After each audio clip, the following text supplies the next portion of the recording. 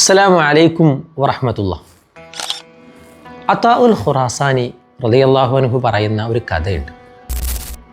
പണ്ട് പൂർവകാലത്തെ ഒരു നബി ഭൂമിയിൽ പരന്നു കിടക്കുന്ന അള്ളാഹുവിൻ്റെ ദൃഷ്ടാന്തങ്ങളെ വായിച്ചെടുക്കാനായി ഒരു സോളോ ട്രിപ്പ് പുറപ്പെട്ടു. സീറൂ ഫിൽ അർള് എന്നാണല്ലോ അള്ളാഹു പറഞ്ഞത്. പല പല സമൂഹങ്ങളെയും സംസ്കാരങ്ങളെയും നാടുകളെയും താണ്ടി ആ നബി യാത്ര ഇങ്ങനെ മുന്നോട്ട് പോയി. ഒടുവിൽ ഒരു കടൽക്കരയിലെത്തി. എന്നും ചിന്താമണ്ഡലങ്ങൾക്ക് ഉണർവ് നൽകുന്ന കടൽ തീരത്ത് ഒരല്പനേരം റെസ്റ്റ് എടുത്തിട്ട് പോവാമെന്ന് ആ നബി തീരുമാനിച്ചു. കടലിൻ്റെ ഭംഗി ആസ്വദിച്ച് നബി ഇങ്ങനെ അവിടെ ഇരിക്കുമ്പോൾ നബിയുടെ ദൃഷ്ടി അവിടെ മീൻ പിടിച്ചുകൊണ്ടിരിക്കുന്ന ഒരു മുക്കുവനിൽ പതിഞ്ഞു. നബി അയാളെ ഇങ്ങനെ ശ്രദ്ധിച്ചിരുന്നു. നോക്കുമ്പോൾ നല്ല ആത്മീയ ബോധമുള്ള ഒരാളാണ്. ഭക്തിയാദരപൂർവം ബിസ്മി ചൊല്ലിയിട്ടാണ് ആ മനുഷ്യൻ വലയേറിയത്. നബിക്കിത് കണ്ടപ്പോൾ വലിയ സന്തോഷമായി.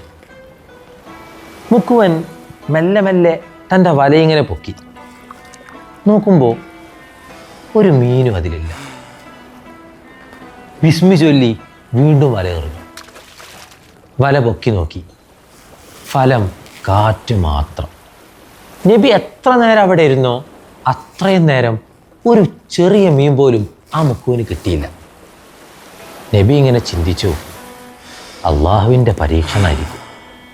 നബി അവിടെ നിന്ന് എഴുന്നേറ്റ് തൻ്റെ യാത്ര തുടർന്നു. കുറച്ചപ്പുറത്തിയപ്പോൾ മറ്റൊരു മുക്കുവനെ കണ്ടു. നബി അയാളെ ഒന്ന് ശ്രദ്ധിക്കാമെന്ന് കരുതി. പെട്ടെന്ന് ആ മുക്കുവൻ ഇബ്ലീസിൻ്റെ നാമത്തിലെന്ന് പറഞ്ഞ് തൻ്റെ വലയിത കടലിലേക്ക് എറിയുന്നു. നബിക്കിത് കണ്ടപ്പോൾ ദേഷ്യം വന്നു. അള്ളാനെ പരിഹസിക്ക്. പക്ഷേ നബി കാം ആൻഡ് ക്വയറ്റായി അവിടെ തന്നെ നോക്കി നിന്നു. മുക്കുവൻ തൻ്റെ വല കടലിൽ നിന്ന് പതിയെ പതിയെ മുകളിലേക്ക് ഉയർത്തി. ലാ ഹൗല വലാ. അത്ഭുതം! നോക്കുമ്പോൾ വലയിൽ നിറയെ മീനുകൾ. മീനിങ്ങനെ ചാടിക്കളിക്കാൻ. നബി അത്ഭുതപ്പെട്ടു. ഇതെന്ത് കഥ? ആദ്യത്തെ മുക്കുവൻ ബിസ്മി ചൊല്ലി വലയെറിഞ്ഞിട്ട് ഒരു പരൽ മീൻ പോലും കിട്ടിയില്ല. രണ്ടാമത്തെ മുക്കുവൻ ഇബ്ലീസിൻ്റെ നാമം പറഞ്ഞ് വലയെറിഞ്ഞപ്പോൾ വല നിറയെ മത്സ്യങ്ങൾ. That's not fair. ഇതിലെന്തോ ഉണ്ട്.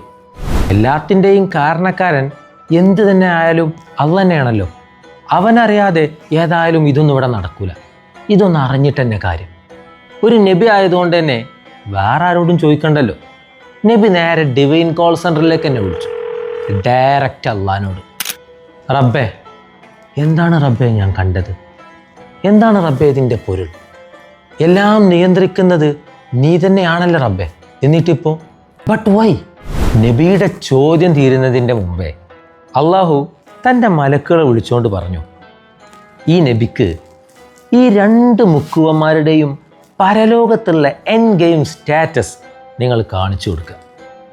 ആജ്ഞ പോലെ മലക്കുകൾ ചെയ്തു. നബി ഇങ്ങനെ നോക്കുമ്പോൾ ആദ്യത്തെ മുക്കുവൻ സ്വർഗത്തിലെ ഫുൾ ലക്ഷറി ആക്സസിൽ ഇങ്ങനെ മതി മറന്നിരിക്കുകയാണ്. എന്നാൽ രണ്ടാമത്തെ മുക്കുവൻ മീൻ പൊള്ളുന്ന പോലെ നരകത്തിലിങ്ങനെ വെന്തുരുക്കുക. ഇത് കണ്ടപ്പോൾ നബിക്ക് സംതൃപ്തിയായി. ഈ ലോകത്തെ ബാഹ്യമായ നേട്ടങ്ങൾ ആത്യന്തിക അളവ് പോലെ ആക്കരുതെന്ന ജീവിത പാഠം നബിക്ക് ലഭിച്ചു. എത്ര നന്നായി ജീവിച്ചിട്ടും എന്തിനാ അള്ളാഹ് എന്നോടത് ചെയ്തത്? അതിനു മാത്രം ഞാൻ എന്ത് തെറ്റാ ചെയ്തത്? ദീനിനോട് ഒരു കൂറുമില്ലാത്ത അവൻ്റെ ലൈഫ് നോക്ക്. അവൻ തൊട്ടതെല്ലാം പൊന്നാണ്. ഇങ്ങനെയൊക്കെ ചില ആളുകൾ പറയുന്നത് കേൾക്കാം.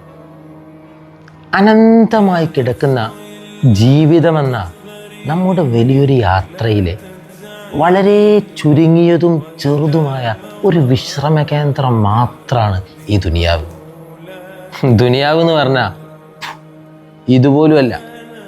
ഒരു കൊതുകിൻ്റെ ചിറകിൻ്റെ വില പോലും ഞാൻ ദുനിയാവിന് കൊടുക്കണില്ല എന്നല്ലേ അള്ളാഹ് തന്നെ പറഞ്ഞത്. അതുകൊണ്ട് ഒരാൾ വിജയിയായി നമ്മൾ കണക്കാക്കേണ്ടത് അവൻ ദുനിയാവിൽ വാരിക്കൂട്ടിയ സമ്പത്തും പ്രശസ്തിയും ഒന്നും നോക്കിയിട്ടല്ല. നമ്മുടെ ഡെസ്റ്റിനേഷൻ ആഖിറമാണ്. So it's about playing the game right. അഹിബായി, every W is not a win. മിന്നുന്നതൊക്കെ പൊന്നല്ല. അസ്സലാമു അലൈക്കും വറഹ്മത്തുള്ളാഹി.